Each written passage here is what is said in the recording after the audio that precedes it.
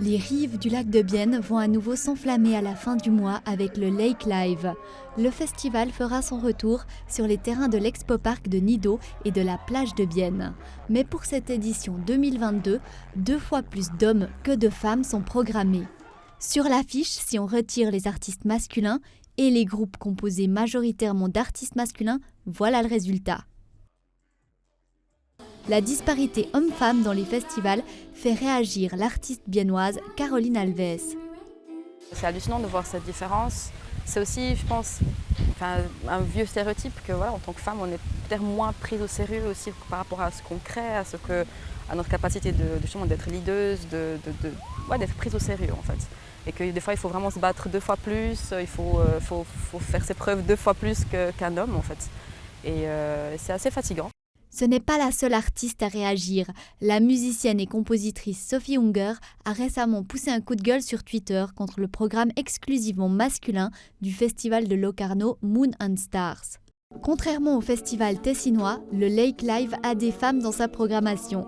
Mais aucune ne se produira sur la scène principale où il y a uniquement des hommes en vert sur le graphique. Sur les scènes secondaires, les femmes en violet sont davantage présentes. Pour Caroline Alves, les femmes qui drainent le public existent et devraient avoir autant de place que les hommes sur les grandes scènes. Mais elle ne pense pas que cela devrait être imposé au festival. Pour les quotas, je ne suis pas vraiment sûre que ce serait une bonne solution. Je pense vraiment que je pense vraiment que les artistes sont là et que c'est aussi au rôle des médias et des programmateurs de les mettre en avant. Et juste de faire plus attention sur leur programmation. Le festival Podring, qui a lieu en ce moment en vieille ville de Bienne, a également très peu d'artistes féminines de prévus sur la grande scène. Mais le genre ne doit pour eux pas être le critère le plus important dans le choix de leur programmation. Par principe, on essaie de faire un programme qui s'adresse surtout, qui est surtout choisi par la musique que les groupes font. Et puis pas forcément si ce sont des hommes ou des femmes, mais forcément on est bien conscient qu'on aimerait amener un peu plus de femmes sur les scènes. Réa a joué au Podring. En tant qu'artiste, elle est confrontée à cette disparité homme-femme, mais elle tient avant tout à être programmée pour la qualité de sa musique.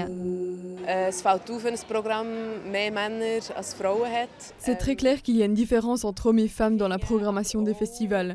Mais je trouve aussi qu'un programme ne doit pas être fait dans le seul but d'avoir plus de femmes. Moi, en tant qu'artiste, j'aime pas quand je reçois des demandes et que je remarque que c'est quelqu'un qui a aucune idée de ce que je fais et qui me contacte juste parce que je suis une femme.